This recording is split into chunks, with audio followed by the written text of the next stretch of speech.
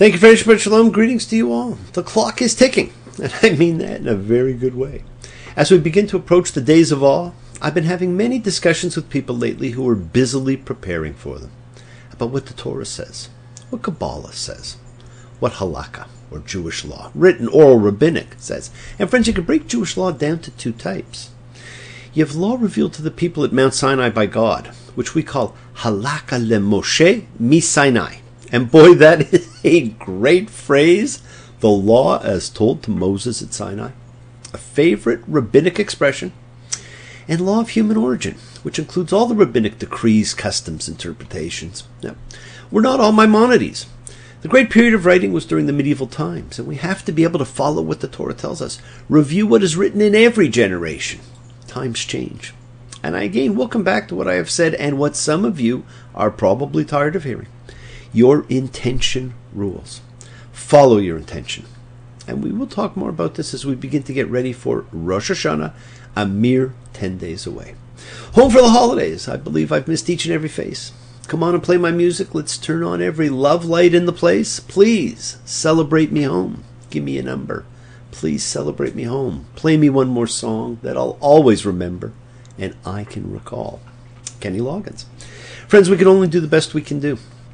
Not too many of us are perfect. I only know one or two people who are, and that's only because they have told me they are. Now, I also remember my father used to say, I may not always be right, but I am never wrong. So I guess he falls into that category too. Now, I was having a fantastic chat with someone about something which we read and talked of last week, the prohibition against contravening the law regarding firstborn inheritances. And as usual, Jacob and Esau and Ishmael and Isaac came up. And of course, if you look later, King David's sons, Absalom and Solomon, had the same issue come up, as these often do. And my friend referred to Ishmael as the father of the Arab nations. Now, this is what is commonly accepted.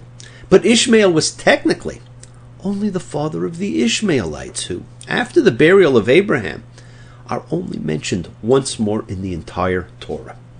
It was their caravan that came across Joseph and his brothers, and it was they who Joseph was sold to and who transported him to Egypt. Now, was he wrong? No. He had been told, and he accepted what he said, and his intention was honorable.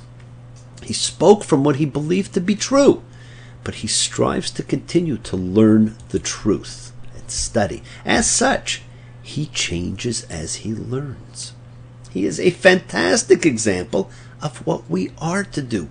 Learn, grow, and change. It is not counter to halakha. It is the essence of true halakha. The law is about the truth.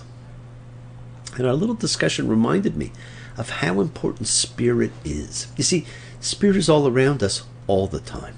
It has a presence, as do we. And so, my friends, how can you fully experience your presence here and now? Connect with the sensations of life in your body. From the top of your head to the bottom of your feet, we often have a difficult time understanding where we are in the flow of the energy of life. But we can connect to our physical presence, and from that, determine where we are in the scheme of things. Use your body like a map. Learn your legend. Now, this is a great parsha, friends. More than anything, it is the recap of the blessings and curses we saw not that long ago. And while last week was Ki Tetzeh, when you go, this week it is Ki Tavo, when you come in. Coming, going. Do we ever really know? Now, there's a great suggestion, one that more people should consider adopting, that in order to celebrate the blessings that are talked about, we are to tithe, to give a portion of our first fruits to God. And so we are directed to what turns out to be the first real liturgy in the Torah. The verses contained here offer actual prayer, and it's quite exciting to see the first full-fledged prayer service in the Torah to be recited by each Israelite farmer as he brings a sacrifice. Now, we've used other things, such as the thanks after a meal, the Birkat Hamazon, and the Shema, but this is the very first real prayer service to be recited by everyone. And you shall come to the priest who will be in those days, and you shall say to him, I have told today to the Lord your God that I have come into the land which the Lord swore to our fathers to give to us. And the priest shall take the basket from your hand and lay it down before the altar of the Lord your God. And you shall speak out and say before the Lord your God, my father was an Aramean about to perish. And he went down to Egypt. And he sojourned there with a few people, and he became there a great and mighty and multitudinous nation. And the Egyptians did evil to us, and abused us, and set upon us hard labor. And we cried out to the Lord of our fathers, and the Lord heard our voice and saw our abuse and our trouble and our oppression. And the Lord God brought us out from Egypt with a strong hand and with an outstretched arm and with great terror and with signs and with portents. And he brought us to this place and gave us this land, a land flowing with milk and honey. And now look, I have brought the first yield of the fruit of the soil that you gave me, Lord.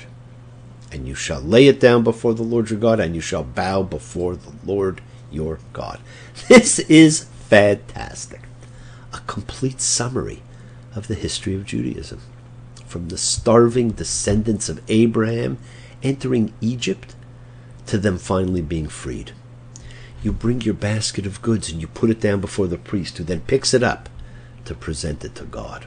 The prosperous farmer, even as he brings to the sanctuary specimens of the first yield of his crop, recalls how his forefathers were close to dying from famine and were obliged to go down to Egypt, where in due course they were enslaved.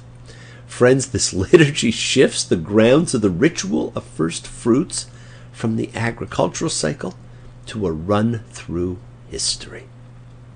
He lays it down, the priest picks it up, and you shall lay it down before the Lord your God. Today, we write a check. But friends, joking aside, what is more is we have actually been inculcated with the sharing gene.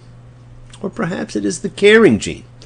From the beginning of establishing your place in the promised land, there was always one order never to be forgotten. You shall give it to the Levite, to the sojourner, to the orphan, and to the widow. This sharing and caring was for the priests, those doing the work of God, the aliens, the strangers among us, the people we once were, the widows, the orphans, the indigents of society. What fantastic lessons to imprint upon the generations that came next. It is a great parsha full of interesting things. Yes, there are blessings, but the curses take even more space than they did before, and there is the final catch, that unless you agree to 100% of what is written, you are cursed. Unfortunately, I think most fall into that category. Deuteronomy 27:26, cursed be he who does not fulfill the words of this teaching. And lo and behold, the acts upon which curses are pronounced come to 12, one for each tribe. They encompass idolatry and moral and sexual depravity. And the 12th curse is clearly a summarizing one. The Lord will carry against you a nation from afar, from the end of the earth as the eagle swoops, a nation whose tongue you will not understand, a fierce-faced nation that will show no favorable face to an old man and will not pity a lad, and he will eat the fruit of your beasts and the fruit of your soil until you are destroyed. And of course, a newly freed people back from Babylon would understand this to be a prediction of the Babylonian exile. And even more frightening is the parsha ends on a fascinating note. And the Lord will bring you back to Egypt in ships. On the way that I said to you, you shall not see it again, and you will put yourselves up for sale there to your enemies as male slaves and slave girls, and there will be no buyer. These are the words of the covenant that the Lord charged Moses to seal with the Israelites in the land of Moab, besides the covenant that he sealed with them at Horeb. What a deal! And friends, this actually took place. We talk of the Babylonian exile, and we do not talk of the return to Egypt. It's not talked about, it's not written about, but it too was reality. Precious time is slipping away, but you're only king for a day. Doesn't matter to which God you pray, precious time is slipping away. Don't let precious time slip away. You see, my friends, this was not just a long ago then. This is a who we are now. We all have a wilderness to cross. We all struggle to enter our individual promised lands. It is not an out there place. It is an in here place. You cross the desert of lack and fear your whole life. That is why the celebration of Passover, of freedom, is the most important holy day in the Torah. And as we get ready for our time of judgment coming in a week, these are some of the things we need to think about. Now, friends, one of my personal goals is to be conscious as much of the time as possible. And I would think that almost all of you have that also as one of your goals. And when we are present or conscious, we see that there really is a divine plan in our lives. And that it is happening right now. We are each and every one of us holy to God. And thereby consciously participating in the miraculous unfolding of reality. You are unfolding as you are meant to do. And this is the time of year to examine your goals, your relationships, your promises, your wants and needs. Do not forget. Be kind to yourself. Forgive yourself, not just others. Looking out at the road rushing under my wheels, I don't know how to tell you all just how crazy this life feels.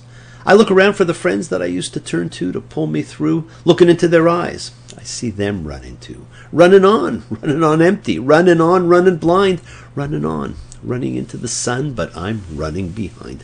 Friends, we can't keep running on empty. It is time to pull over and refill. Yes, the world is sacred, and so is everything in it. Express your gratitude. Light a candle, make a wish, celebrate your life and the lives of those you love. Share your feelings with them.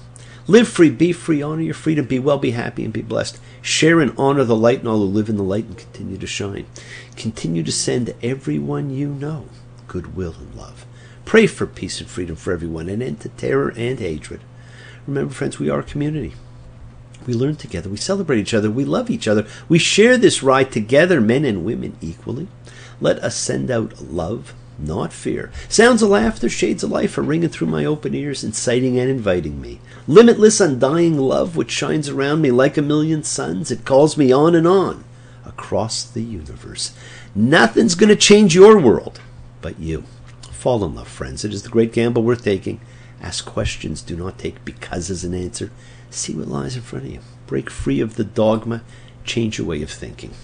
Thank you all. Love you. See you all next time. And I do love seeing you all again. And remember, your wishes do come true. Bless you all. Thank you. And if you are interested in learning more about our Rosh Hashanah service, please drop me a line. Shabbat Shalom. Have a fantastic week.